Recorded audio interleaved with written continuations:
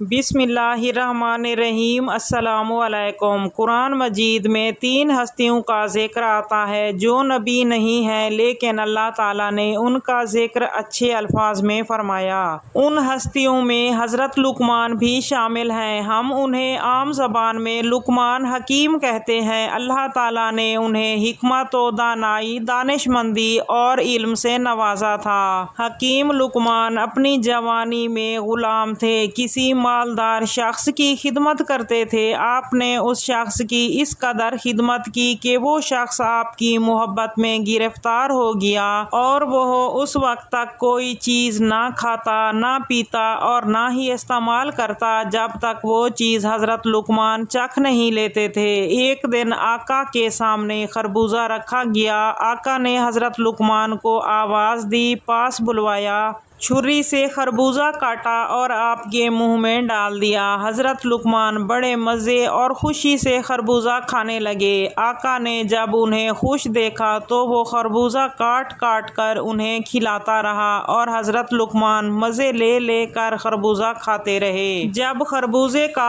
آخری ٹکڑا بچ گیا تو آقا نے اس کو 2 حصوں میں تقسیم کیا۔ ایک حصہ حضرت لقمان کے منہ میں دے دیا اور دوسرا حصہ اپنے منہ میں ڈال دیا۔ جوں ہی خربوزہ آقا کے منہ میں گیا تو اس نے باہر اگل دیا، کیونکہ وہ خربوزہ زہر جتنا کڑوا تھا۔ آقا حضرت لقمان کے صبر پر حیران رہ گیا اور ان سے پوچھا، تم یہ خربوزہ مزے لے لے کر کیوں کھاتے رہے؟ تم مجھے بتا دیتے، میں نہ کھلاتا۔ حضرت لقمان مسکرائے اور ادب سے جواب دیا، جناب اس کی بھی وجوہات تھیں۔ پہلی وجہ آپ کی خوشی تھی۔ آپ نے بڑی خوشی کے ساتھ مجھے خربوزہ کھلانا شروع کیا تھا، چنانچہ میرے ضمیر نے گوارا نہیں کیا کہ میں شکوہ کر کے آپ کی خوشی کم کر دوں۔ دوسرا، میں نے آپ کے ہاتھوں سے بڑی نعمتیں کھائی ہیں۔ آج اگر آپ کے ہاتھ سے ایک کڑوی چیز مل گئی تو اسے کھانے میں کیا حرج ہے؟ جہاں اتنی نعمتیں وہاں ایک زحمت بھی صحیح۔ حکیم لقمان ایک بڑی مجلس میں وعظ و نصیحت فرما رہے تھے کہ اچانک ایک اجنبی شخص مجلس میں داخل ہوا اور ان کے قریب جا کر گویا ہوا، کیا تم بنی حساس کے غلام نہیں ہو؟ فرمایا، ہاں۔ اس نے پھر سوال کیا، کیا تم میرے ساتھ بکریاں نہیں چرایا کرتے تھے؟ حکیم لقمان نے اسے غور سے دیکھا اور بولے، ہاں یہ بھی درست ہے۔ پھر اس نے کہا، کیا تم حبشی نہیں ہو؟ حضرت لقمان کے چہرے پر مسکراہٹ آئی اور فرمایا، ہاں ایسا ہی ہے، مگر یہ بتاؤ کہ تم پوچھنا کیا چاہتے ہو؟ اس نے کہا کہ پھر یہ کیا مسئلہ ہے کہ تمہاری مجلس میں اس قدر زیادہ تعداد میں لوگ آتے ہیں اور بڑے ذوق و شوق سے تمہاری باتیں سنتے ہیں؟ حضرت لقمان نے محبت سے اس شخص سے فرمایا، اے میرے عزیز، جو باتیں میں کہتا ہوں ان پر تم بھی عمل کرنے لگو تو تم بھی میری طرح ہو جاؤ گے۔ آنکھوں سے حرام چیزیں نہ دیکھو، زبان بیہودہ باتوں سے روکو، مال حلال کر لو، اپنی شرمگاہ کی حفاظت کرو، زبان سے ہمیشہ سچ بولا کرو، وعدے پورے کیا کرو، مہمان کی عزت کرو، پڑوسی کا خیال رکھو، بیکار کاموں کو چھوڑ دو۔ بس یہی عادات ہیں جن کی وجہ سے مجھے بزرگی عطا فرمائی گئی ہے۔ حضرت خالد رضی اللہ تعالیٰ عنہ فرماتے ہیں کہ ایک دن ان کے مالک نے فرمائش کی کہ اے لقمان، ہمارے لیے ایک بکری ذبح کرو اور اس کا سب سے اچھا حصہ ہمارے سامنے پیش کرو۔ آپ نے بکری ذبح کی اور اس کا دل اور زبان نکال کر مالک کے سامنے پیش کرتے ہوئے کہا، یہ دونوں بکری کے سب سے اچھے اعضاء ہیں۔ چند ہی دن گزرے تھے، مالک نے دوبارہ فرمائش کی کہ اے لقمان، ہمارے لیے ایک بکری ذبح کر دو اور اس کا سب سے برا حصہ لے کر آؤ۔ آپ نے بکری ذبح کی، دل اور زبان نکال کر ان کی خدمت میں پیش کرتے ہوئے کہا، یہ سب سے برے اعضاء ہیں۔ مالک کو بڑا تعجب ہوا۔ بالآخر اس نے کہا، اے لقمان، جب ہم نے اچھے اعضاء کی فرمائش کی تو تم نے دل اور زبان لا کر مجھے دے دی، اور اب میں نے برے اعضاء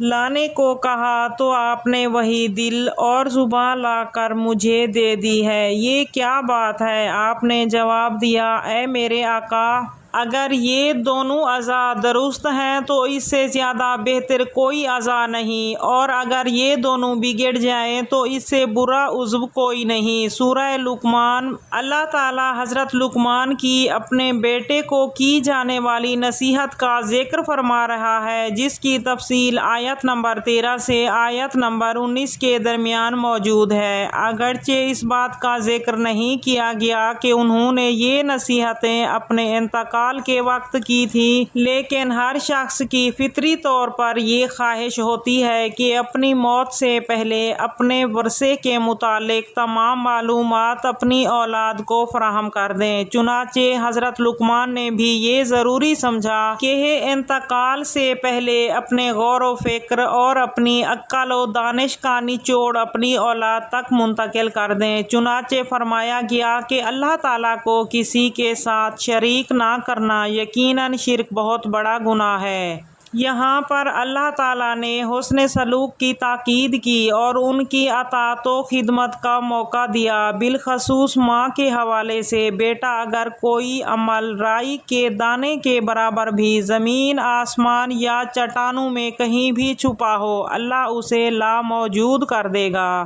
کوئی شک نہیں کہ وہ باریک سے باریک شے کو دیکھ سکتا ہے اور ہر شے سے باخبر ہے۔ بیٹا نماز کی پابندی رکھنا اور لوگوں کو اچھے کام کرنے کی تاکید اور برے کاموں سے روکتے رہنا، مصیبت کے وقت صبر سے کام لینا اور زمین پر اکڑ کر نہ چلنا۔ اللہ تعالیٰ مغرور لوگوں کو پسند نہیں فرماتا۔ اپنی چال کو اعتدال میں رکھنا، بحث کے وقت اپنی آواز کو پست رکھنا۔ یقیناً سب سے ناپسندیدہ آواز گدھے کی ہے۔ حضرت لقمان نے 1000 سال کی عمر پائی۔ حضرت داؤد علیہ السلام کی بعثت سے پہلے بنی اسرائیل کے مفتی تھے۔